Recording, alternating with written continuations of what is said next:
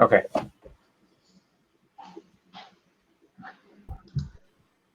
Go ahead, George. Yeah, maybe we should redo this officially. So yeah, I was not much to share here, mostly automated work because we want to have this working reliably and enabled in production, which is currently disabled.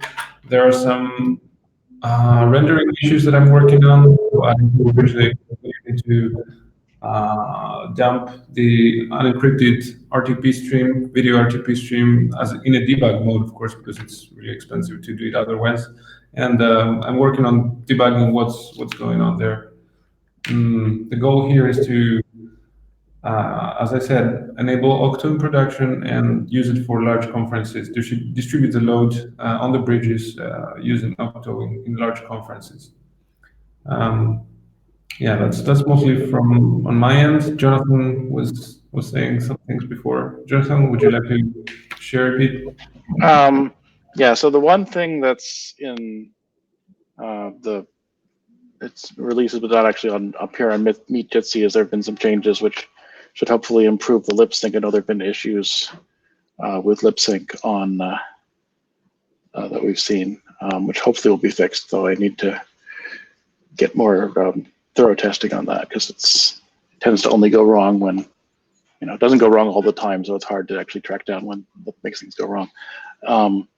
And then the other, which is about to land, I didn't want to land it right before I went on vacation, is some changes to how frame projection is done, which should hopefully, which is to say how incoming frames get routed to be outgoing frames, which had some issues in the presence of packet loss, which hopefully will be a little more robust now, but should also get some more testing. That'll be landing, I think, probably today. So if you want to keep an eye on that. That's all for me. Like I said, not a lot going on. Everybody's on vacation. By the way, just approved the PR, the frame projection PR, and I set up the test to rerun because it fails on the commit, which is just documentation, so it doesn't make much sense. Yeah, we've got some transient failure, which we need to track down in the PR testing. Yeah, so we don't have many more people. We have Pavel and Chad. Pavel, maybe you have some feedback or some updates that you want to share? So I've been mostly working on Spot, but there was one issue in transcriptions where it takes a lot of time for the text to stabilize. But I'm working on this issue still, so that's maybe the only thing. If anyone see that or know what it is, let us know.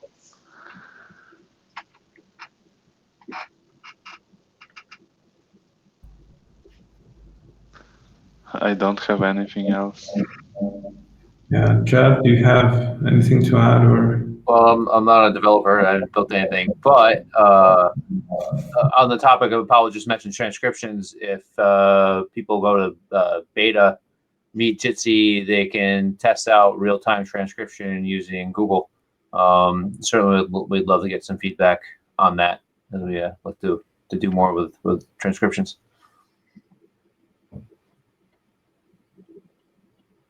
That's all I have. Yeah, and I think that's most of us. I don't know if the community would like to say something.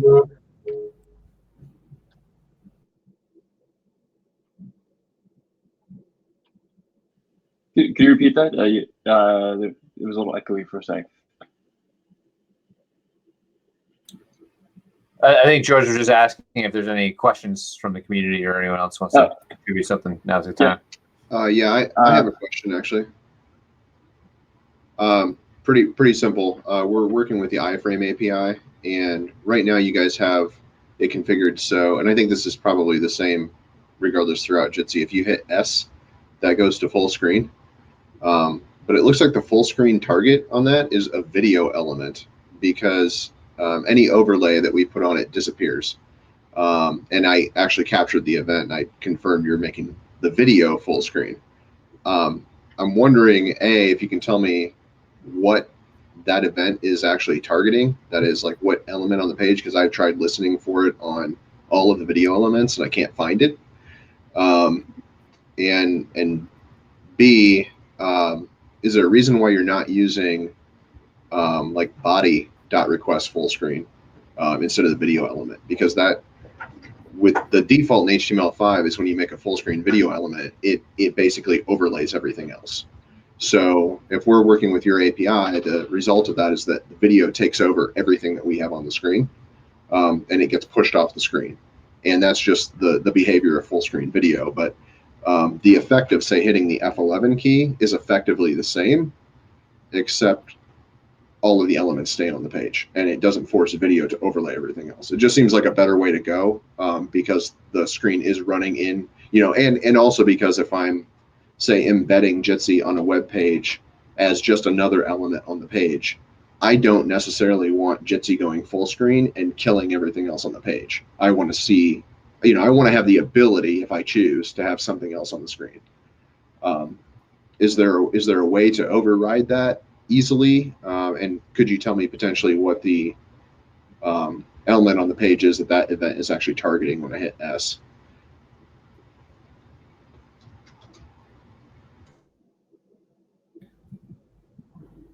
I'm not familiar with that specific part of the system, so I don't know if anybody else from the team has any recollections. Maybe Pavel, you remember anything about that?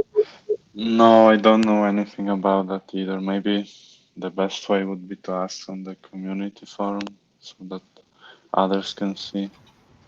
Yeah, I've tried that. I haven't. I kind of get shot down by another person on the Jitsi team every time I ask a question on the community forum. So it's there. I'm sure that it's a video element on the page, but I'm just hoping that ideally what I could do is override the S key and change the behavior to the same as the F11 key. That would make the API a lot more useful, because it allows us to go full screen and maintain our elements on the screen. It is strange that we are targeting the video element. So, I mean, to me, it doesn't seem like a very logical thing to do. So maybe it's a bug or something. Well, I found it in your code. Expect- I found it in your code, but the repo is huge, so it's kind of hard to try to backtrack and find exactly what that element really is. But it is actually video.request full screen, which is valid. It's a valid browser method. But in order for that to be, I mean, it's obvious it is a video element I have found in the code that you're targeting. So it's definitely not a bug. It's program behavior. I wish we could be of more help here, but yeah, we have the Christo, who is most likely to know more about this, is not here today with us. So Okay. Well, maybe I'll try asking again next week.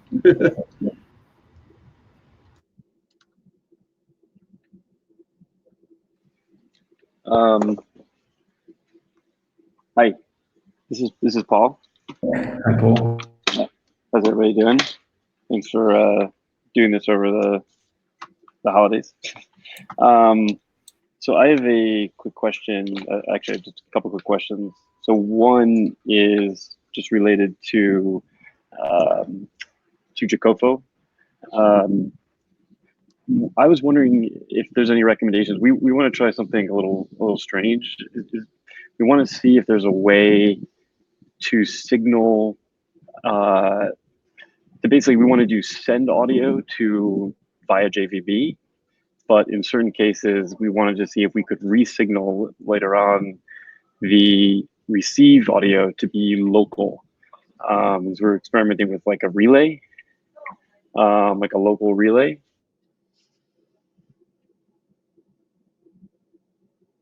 On that, the viability of doing something like that, which I know is a little atypical.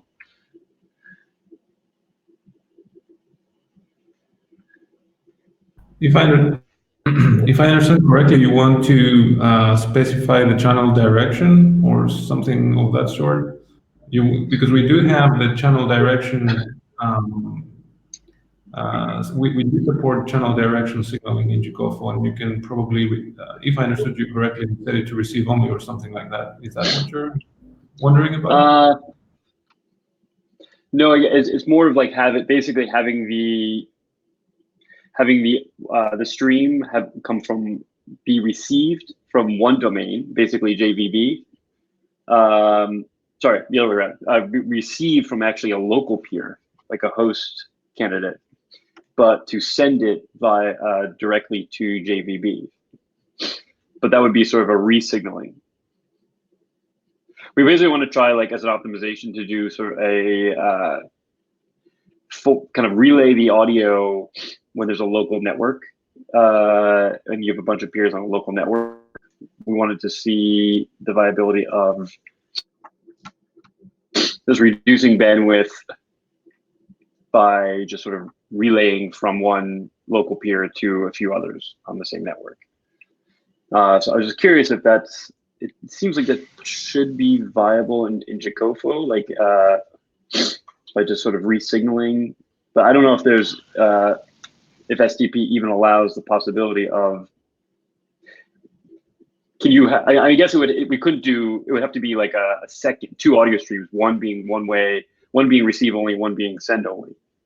But is that possible? Could we re-signal an audio stream that's send and receive to be two audio streams, one send, one receive? Is that viable?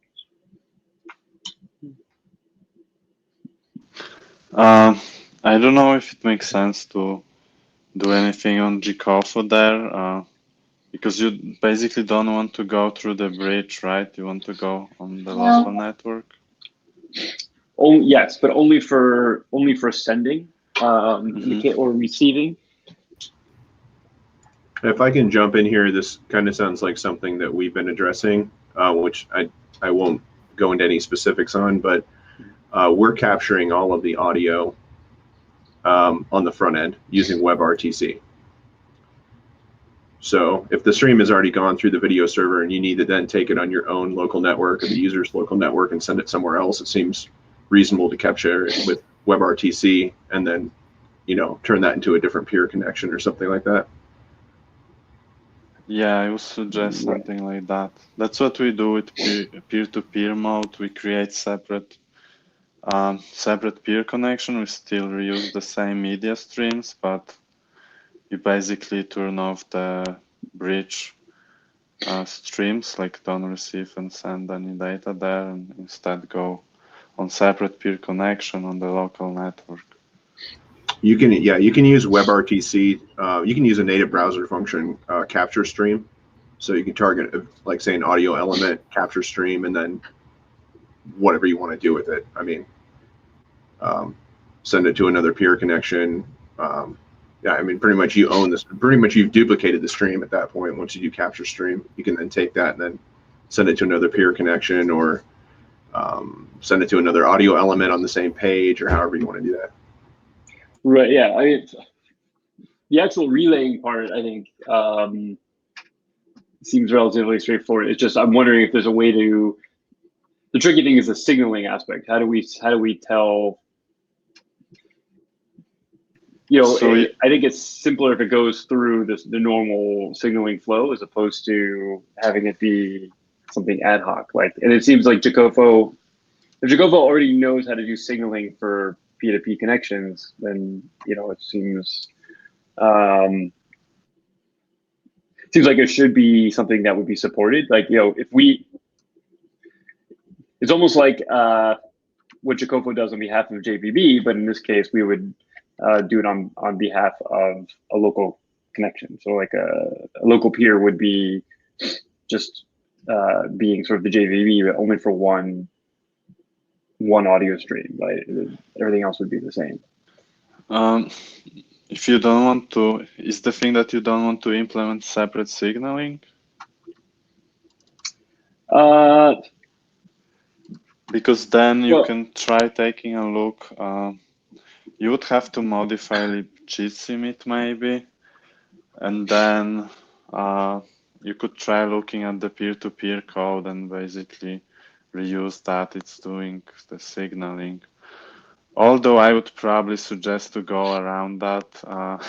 Maybe just send make it possible to exchange messages over XMPP chat and then just transfer the SDPs, as text without the jingle transformations we do. So is that how the P2P part works? If that happens through libjitsi meet? Yeah, it happens in libjitsi meet, but it's using all our transformations we do for gconf, I think. So it SDP text goes to jingle, and then it goes back to text. But yeah, maybe you can modify libjitsi meet to make it easier, or just use libjitsi meet. But that's how libjitsi meet does it. Got it. Okay. I think that's my question. Cool.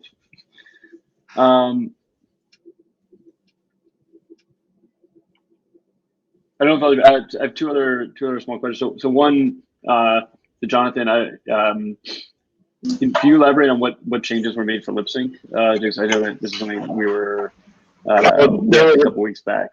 There was a bug in how the sender reports, which indicated the timestamps were forwarded, so I fixed it.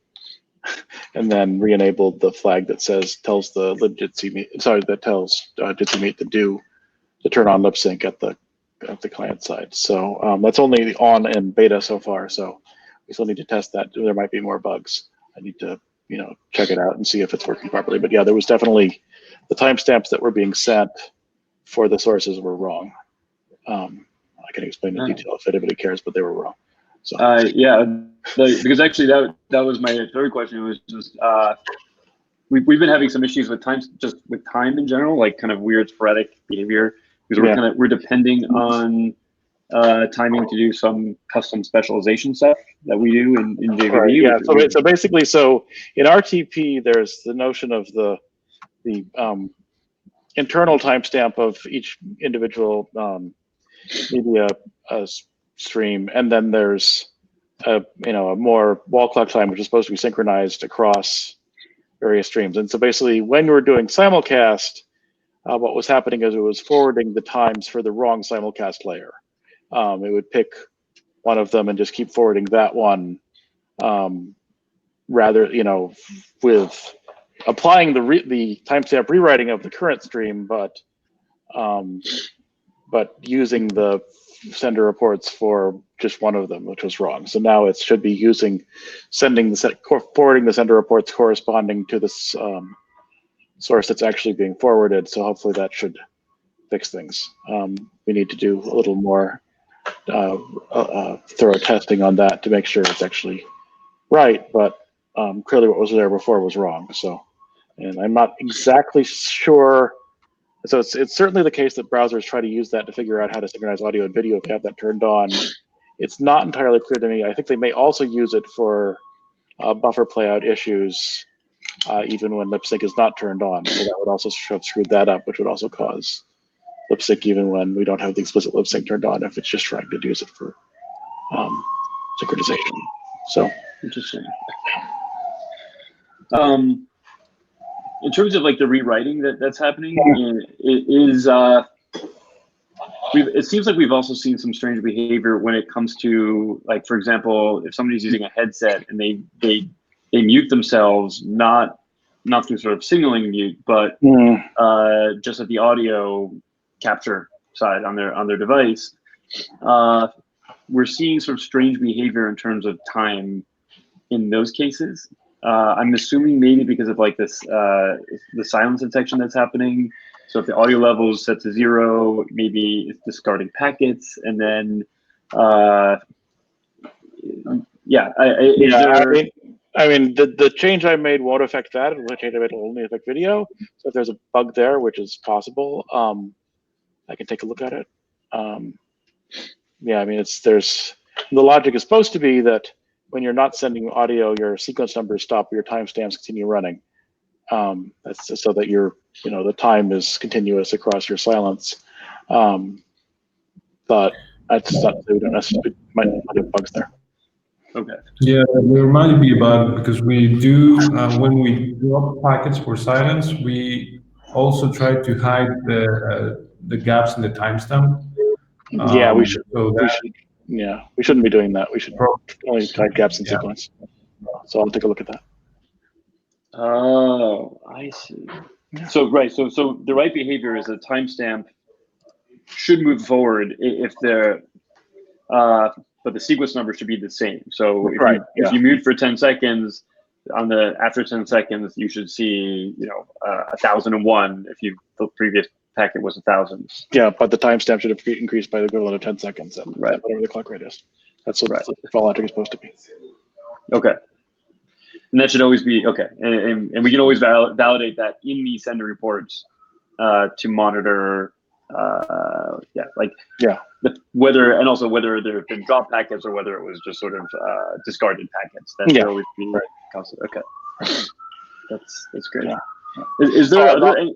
So I'll check the JVB code to fix that if it's currently wrong, which is kind of what George says. It sounds like it is. Okay, that's really good to know. Are there any? What do you guys use internally to debug the sort of the sender reports and RGB packets? Are you using PCAP files or? Yeah. So right now it's all kind of ad hoc. We're working on code to make it possible for the bridge to dynamically turn on, saving PCAP files for a particular endpoint. So we can get hopefully better debugging there. That'd be really helpful. I mean, it's so. And obviously you need to save the unencrypted PCAP files. You can't just use a real Wireshark. You need to actually capture the. Yeah, I've been doing something on our end to that effect. Would you recommend that we do that at the conference layer in the sort of there's like that send out method that gets a packet info, or do you think it would make more sense to do that at the Jitsi media transform layer in the pipeline, or does it not really matter? I think the code we're currently looking at, which is public on GitHub, so you can look at it, is to do it in the Jitsi media transform and then have an API at the I think the idea is to have a REST level API to say for this particular endpoint, turn on PCAP or not. So it'd be per endpoint, not per conference. The idea being you generally don't want to try to mix together the media for everybody in the conference because that makes it very hard to figure out what's going on, especially because these fake PCAP files we have lost the actual IP and ports information. So. Right. Yeah. I guess if we did it at the Jitsi media transform layer, I think maybe it would be simpler from a threading perspective because it would use that same thread pool, same executor. That's the idea. Yeah. So I think if you go to JMT, I can probably find the PR for it. It's still a work in progress, but oh yeah, that'd be great. Let's see. I can get a link for that. Let's see. Hold on. Which browser am I looking at here? All right.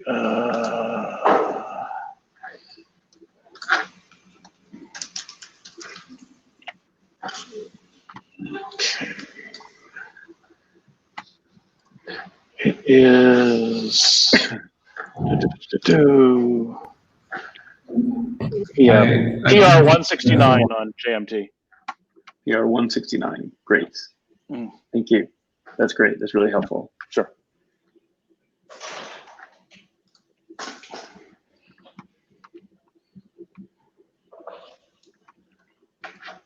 Okay. Anything else from anybody?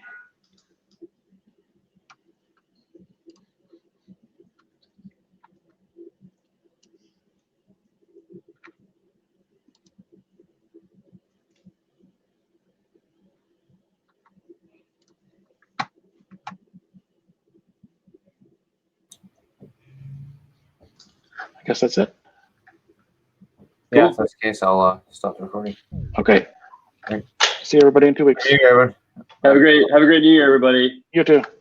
Thanks again. Bye. Good year, everybody.